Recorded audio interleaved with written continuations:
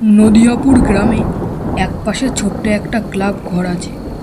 গত কয়েকদিন ধরে এক বৃষ্টি হয়ে চলেছে। ক্লাবের ভিতরেও কেমন একটা স্যাঁতস্যাঁতে ভাব। বাইরের অন্ধকার আর কুয়াশা, আর মাঝে মাঝে বিদ্যুৎ চমকায়। এই বৃষ্টির ঠান্ডা রাতে শুরু হলো রোজকার আড্ডা। এই বর্ষার রাতে বৃষ্টি হয়ে ঠান্ডাটা আরও কয়েক গুণ বাড়িয়ে দিল। কি বলিস? তা ঠিক বলেছিস, এই ঠান্ডায় হাড় কাঁপিয়ে দিচ্ছে। এই বৃষ্টির মধ্যে গরম গরম খিচুড়ি আর ইলিশ মাছ ভাজা কি দারুণ! তা মন্দ বলিসনি, কিন্তু ইলিশ মাছের যা দাম, তা কেনার মতো সামর্থ্য আমাদের হয়ে ওঠেনি। ধুর, কিনে খাওয়ার কথা বলছি না রে। মহেশপুরে আমাদের এক আদি বাড়ি আছে। কয়েক বছর ধরে বাড়িটি খালি পড়ে আছে। চ, কয়েকদিন ঘুরেই আসি। সে তো যাওয়াই যায়, কিন্তু বললি ওই বাড়িতে কেউ থাকে না। হ্যাঁ, বাবা বলেন ওই বাড়িতে একদিনের বেশি কেউ থাকতে পারে না, তাই বাড়িটি ফাঁকাই পড়ে আছে। ওসব কথা বাদ দে। আমাদের ওই বাড়ির পিছনে বিশাল এক পুকুর আছে। সেই পুকুরে বিশাল মাছ আছে। ওই গ্রামের লোকেরা সেই মাছ ধরে খায়।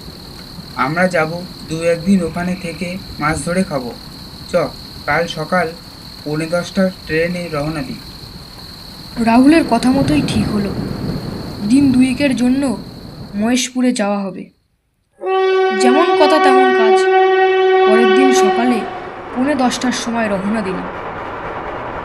আমরা যে ওখানে যাচ্ছি তা তোর বাবাকে বলেছিস?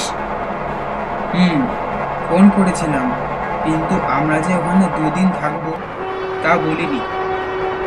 আমার একটা কথা ভেবে বেশ অবাক লাগছে, যে তোদের বাড়িতে কেউ দুদিনের বেশি থাকতে পারে না। তার কারণটা কি বলতে পারিস? এই একই কথা অনেকবার বাবাকে বলেছি, কিন্তু কিছুতেই বাবা আমাকে বলেনি। তবে দুদিন আমরা ওখানে থাকবো, তোর বাবাকে না জানিয়ে কোনো ভুল করছি না তো? আরে না রে, তুই এত ভয় পাস না। আরে ভয়ের কিছুই না। তোর বাবাকে বলতে হতো যে আমরা ওখানে দুদিন থাকবো।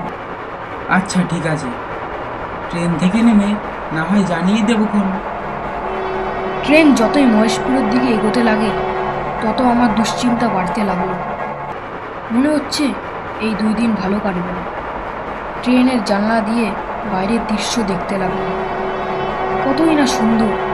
বিশাল ধানক্ষেত, বড় বড় গাছপালা, ছোট ছোট ঘরবাড়ি, দেখতে কতই না সুন্দর। দুই বন্ধু গল্প করতে করতে কখনই যে মহেশপুরে পৌঁছে গেলাম তা বুঝতেই পারলাম না। মহেশপুরে যখন গিয়ে পৌঁছালাম তখন বিকেল 5টা বাজে। মহেশপুর থেকে রাহুলের আদিবাড়ি 10 মিনিটের হাঁটা পথ। দুই বন্ধু মিলে এবার হাঁটতে লাগলাম কোনো দোকানপাট পাওয়ার খোঁজে। স্টেশনের বাইরে একটা চায়ের দোকান চোখে পড়ে। চায়ের দোকানে 2টি লোক বসে আছে। তা বাপু, চা খাবেন নাকি? না দাদা, একটা ঠিকানা বলতে পারবেন? হ্যাঁ বলুন। রাহুল তার বাড়ির ঠিকানা বলতেই লোকটি একটু সময় চুপ করে গেলেন। তারপর বললেন, ওখানে আপনাদের কি দরকার শুনি? ওখানে আমার এক আদি বাড়ি আছে, ওখানে দু একদিন থাকবো আর পুকুরের মাছ ধরে খাবো, তারপর চলে যাব। আপনি বলুন রাস্তাটা কোন দিকে? একটু পরেই তো সন্ধ্যা নেমে যাবে। সন্ধ্যার আগেই আমাদের পৌঁছতে হবে।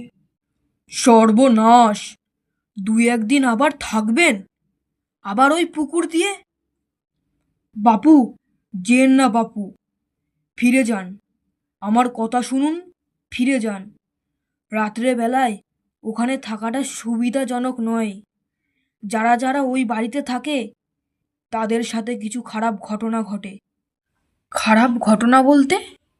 খারাপ ঘটনা বলতে তাদের আর পরের দিন খুঁজে পাওয়া যায় না। গ্রামের মানুষদের যত সব গেজাগড়ি কথা। গ্যাজাগড়ি কথা নয় গো বাপু, সত্যি কথা।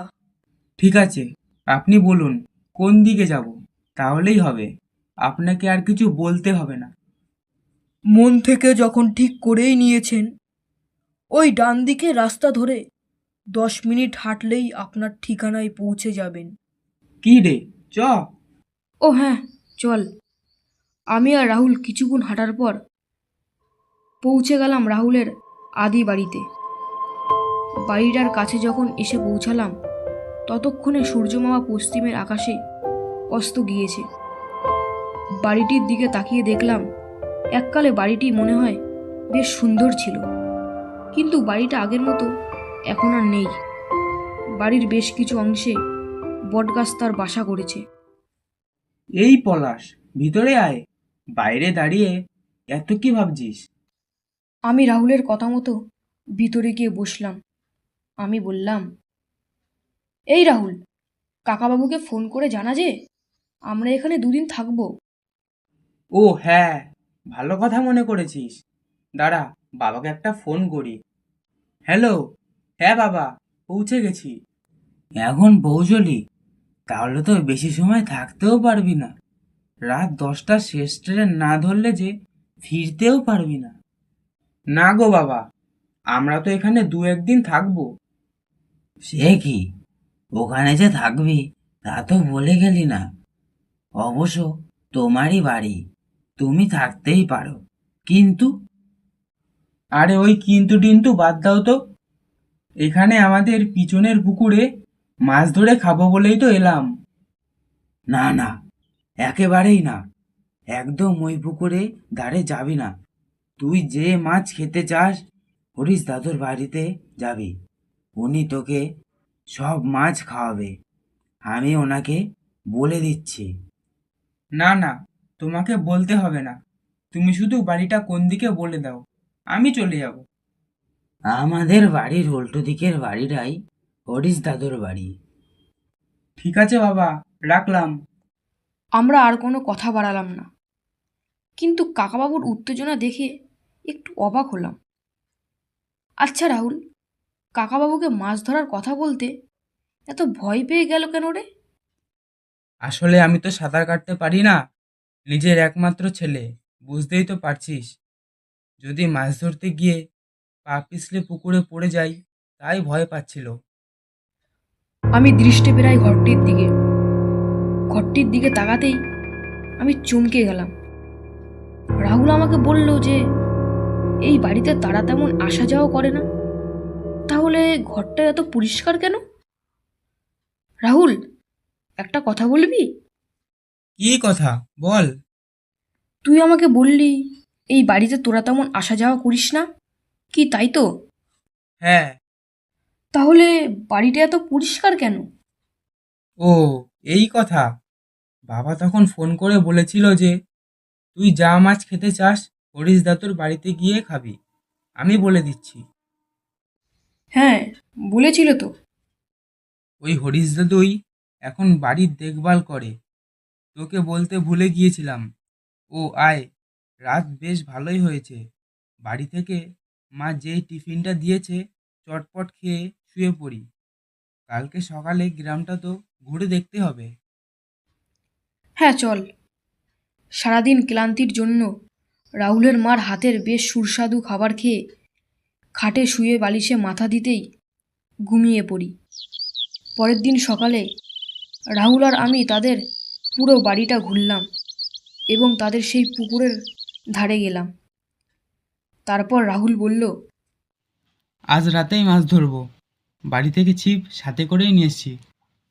আচ্ছা, তবে আগে থেকেই সব গুছিয়ে এনেছিস দেখছি।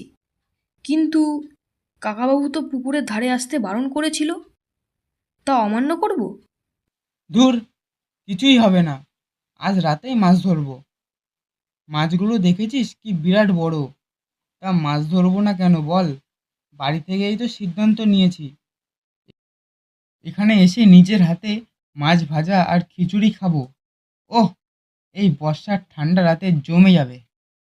ঠিক আছে, তুই যা ভালো বুঝিস তাই কর। এরপর সকালের খাবার খেয়ে গ্রাম দেখতে বেরোলাম। সত্যি কি অপরূপ দৃশ্য!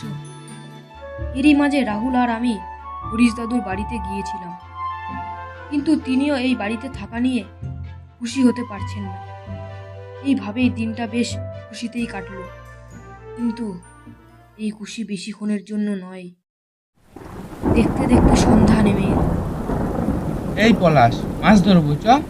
মাছ ধরবি না? এই বৃষ্টিতে এখন না ধরে কাল সকালে ধরলে হতো না? আরে না না, রাতে মাছ ধরার মজাটাই আলাদা। তুই তো জানিস এই বৃষ্টিতে ভিজে মাছ ধরলে আমার ঠান্ডা লেগে যাবে। তুই মাছ ধরে নিয়ে আয়, আমি রান্না করে দেব। ঠিক আছে, যখন যাবি না তখন আমিই যাই। রাহুল এক হাতে ছিপ আর টোপ নিয়ে পুকুর পাড়ের দিকে এগোলো। ঝিরঝির করে বৃষ্টি শুরু হয়েছে। পুকুরের কাছে গিয়ে সিঁড়িতে বসে পড়লাম। আমি বড়শিতে টোপ গেঁথে সব রেডি করে ছিপ জলে ফেলে চুপ করে বসে রইলাম। কিছুক্ষণ এইভাবেই একের পর এক মাছ ধরে গেলাম। বালতিটা একদম ভরে গেছে। যাই, এবার ঘরে ফিরে যাই। আমি যেই উঠে ঘরে যেতে যাব, অমনি আমি যা দৃশ্য দেখলাম, এটা দেখার মতো উপস্থিতিতে ছিলাম না। আমি চমকে দাঁড়িয়ে পড়ি আর দেখি একটা লোক জলের ভিতর দিয়ে উঠে আসছে। কি ভয়ানক দেখতে! সারা শরীর ফ্যাকাশে, গা থেকে পচা মাছের আষ্টে গন্ধ বেরাচ্ছে। আমি বললাম, কে কে কে কে কে তুমি? তোর মৃত্যু। আমি অনেক দিনের অপেক্ষায় ছিলাম। আর বাঁচবি না, তুই বাঁচবি না।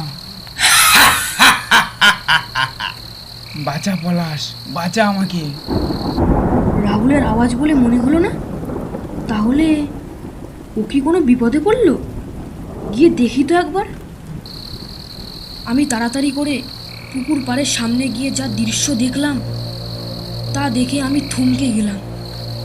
কোনো একটি অবয়ব রাহুলের রাহুলের গলা চেপে ধরেছে। রাহুল বাঁচার জন্য ছটফট করছে। আমি বললাম, কে কে ওখানে? আমাকে দেখে সেই অবয়বটি রাহুলকে ধীরে ধীরে ছেড়ে দেয় আর অবয়বটি জলের তলে মিলিয়ে যায়। আমি আর রাহুল তৎক্ষণাৎ সেখান থেকে দৌড়ে পালিয়ে যাই। আর পরের দিন সকালে 7টার ট্রেন ধরে আমরা চলে যাই। আর কাউকে এই ঘটনার কথা বলিনি। এর জন্যই বলে, বড়দের কথার অমান্য হতে নেই।